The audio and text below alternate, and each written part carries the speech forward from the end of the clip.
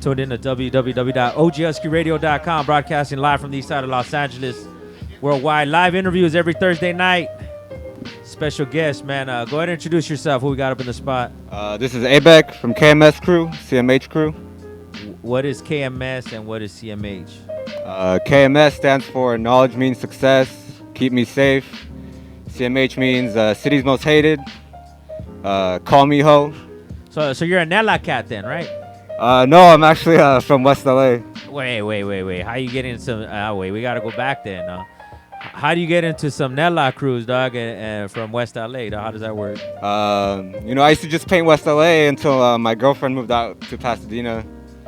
I started painting downtown more, and I guess the big homie Dros, KMS, he put me on KMS. Oh, word up. Yeah, because I was about to say, you know what I mean? Speaking of which, man, we got at Nick Drastic, NickDrastik, from east of the river, holding down the tables tonight. Special guest DJ. We got to switch it up a little bit on y'all. What does ABEK mean? What does that mean?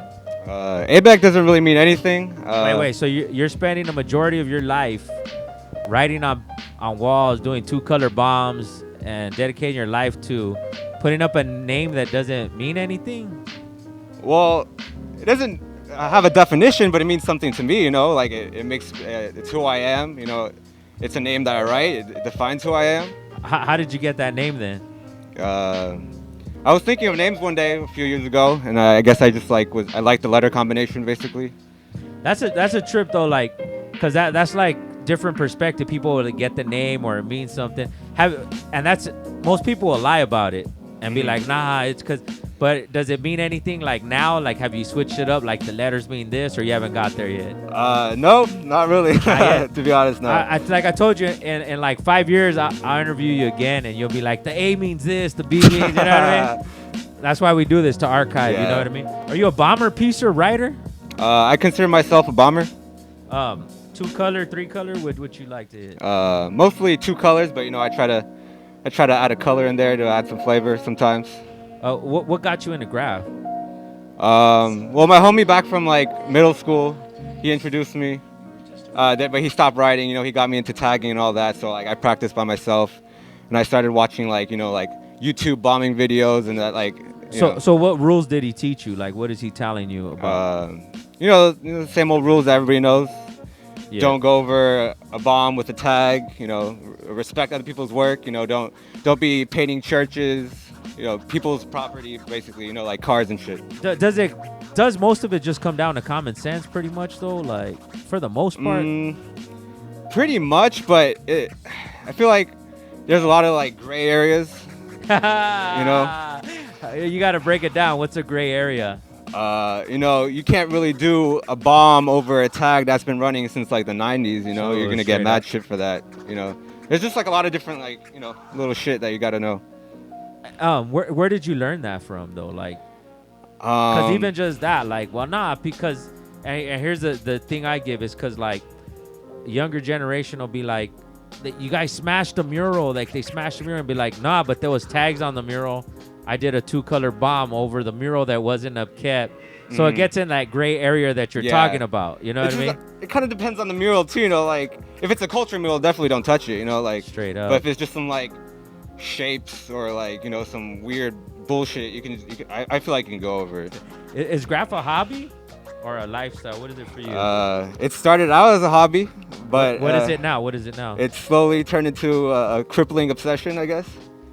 What makes it obsessive, or why would you say that? Just thinking about it 24/7, to be honest. Thinking about it at school, when I'm eating, basically, thinking of new styles to drop, or thinking of spots I've been meaning to hit, shit like that.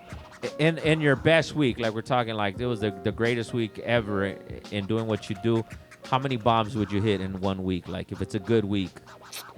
If it's a good week. Yeah. Probably 20, 25 bombs. 20 to 25 bombs. Yeah, it is an obsession, Doug. Yeah, it's hard, when you go to school and stuff. I try to keep it separate a little bit, I try to do my schoolwork Monday through Thursday, come out here and then bomb for the rest of the weekend. Is it vandalism or art? I consider it like 90% vandalism, 10% art. Break it down. Why so?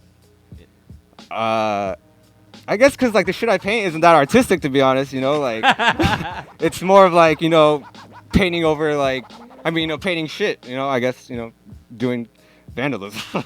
We're not going to get into your age or nothing crazy like that. But from your understanding, where does graph come from? Who started it? Where did it come from? I feel like it started in New York, you know, based on, you know, how I learned, you know, watching Star Wars and Infamy and all that. But, you know, it started out as tags from like, you know, Stay High, Cornbread, you know, all the triple OGs and stuff. But, you know, and then how it moved on, you know. It's just a trip though, because like the people that are successful, for lack of a better term, like pretty much know the history or know the like the 90s tag, not to go over it. You know what I mean? Those are the people that withstand time, man. So you're doing good as it goes through. So then growing up in the West Side, who were some of the crews you would see growing up then? Because it wasn't all just YouTube. Yeah, obviously, of course, yeah. But who were some of the crews or people you would see up in West LA?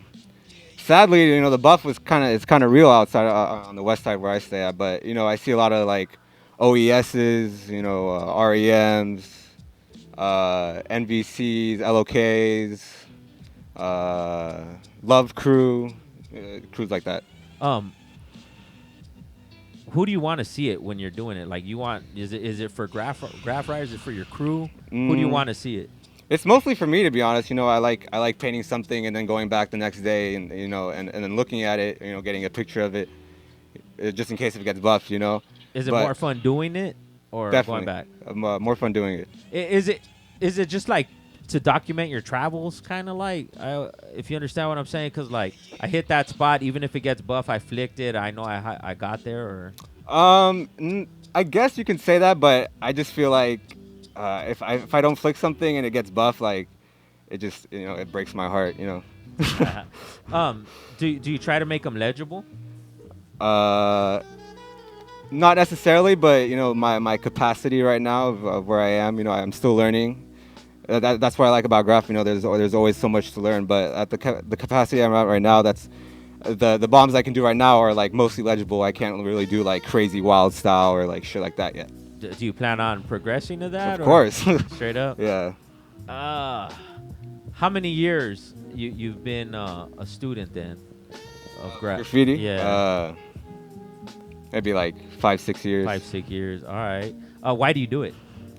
Why do I do it? Yeah. It's fun, you know. It satisfies me, you know. Like there's nothing like having a, you know, really nice like fat chrome like dripper and then going on a window and doing a nice tag, or like, you know, like painting on rust, or, you know, like, you know, outlining it and filling it in. It just satisfies me, you know. What do you prefer to hit? Virgin shit, you know. Man, bricks. This is LA, bro. There ain't nothing. Everything's been tore the fuck up, bro. Buff paint probably got like, for every wall probably has like at least 15 layers of paint on it. That's not true. You just gotta look. Okay, without burning the spot, but like what area? Where can we find some? Everywhere. You know, you just gotta look. As my you know, my homie Mako from KMS, he says you gotta activate your eagle eye. You know, you just gotta look where nobody else has looked. You know. But okay but doesn't the spot have to be like a high visible spot though? Like, wait, I mean, you could go cuddy, like I could hop fences and shit, or I could go on the river, or like and take a tunnel. But does it have to be like a high visible spot? It doesn't have to be. You know, it's nice to have a high visible spot, but you know, like as long as it's there, you know, it's running. You know, like somebody's bound to like, you know, find it. You know. So you're saying earlier. So then you just actually like the act of painting then. Basically, yeah. Straight up. Yeah. Okay, straight. So then, would you prefer? Fuck, how would I put it? Like a hot boy, some hot boy shit, or the cuddy spots? Because you just enjoy painting. Well, don't get me wrong. I like both. You know, like it just depends on my mood. If I knew that shit. I was like, you ain't gonna fucking lie to me. Yeah. if I'm high, you know, I don't really like painting hot boy spots because I get super fucking paranoid when I'm high before I paint. But right now, I'm mostly on that, like, you know, lurking. You know, I like finding new spots, like, you know, virgin shit, basically. Do you ever plan on making a career out of it? And when I say a career, I always ask everyone, like, to go legit, Sal. your 10% art. Because mostly what you'd be selling is the name with the 90% vandalism. That's true. You pretty much would be the notoriety. But do you ever plan on like making compensation off of it? I've never really planned on it. I never really thought about it. But you know, if some guy comes up to me and offers me money, I'm not going to turn him down. But I'm not planning on it. What's the craziest shit you've seen or have had happen while you're out there doing what you do? I don't really have any crazy stories. You know, everybody's like gotten like banged on, you know, with like guns and stuff and all that. You know, got their shit stolen. But that's just is that just part of doing what you do? Like, cause how you even say it, like everybody's had that happen. You just kind of it's the norm. I feel like if you're really, you know, like out there and painting, it's bound to have to happen to you. You know, like it's gonna happen to you no matter what. Shit. But shit, what was the question again? I forgot. Crazy story. Oh, crazy story. Yeah. Well, I have a nasty story. I have a very disgusting story. Probably even better. Go for it. I was painting this cut, you know, somewhere in downtown, and I see this hobo guy passed out. I assume nothing of it, you know, he's just probably passed out. Then I noticed these wounds all over his leg, like cuts everywhere and shit. Yeah. And then like I noticed that there's like flies and like, you know, maggots, like, you know, like coming out of his cuts and stuff. I'm like, Okay. ugh, like he looks bloated. And he was bloated. Yeah, he looks bloated. You know, he doesn't look healthy. You know, like. And what was he doing? He was tap dancing and shit. No, he was just like, you know, like. Motherfucker, that fool was dead, dog. Pretty much. I thought. You know, he had his like little encampment. He had his little couch and you know like little shit, you know, around his like. So little did you living like you being the good Samaritan you are? You like, hey, are you okay? No. I'm not going anywhere near that. But I just you know painted the spot and left basically. Let him know who we got up in the spot, man. Yeah.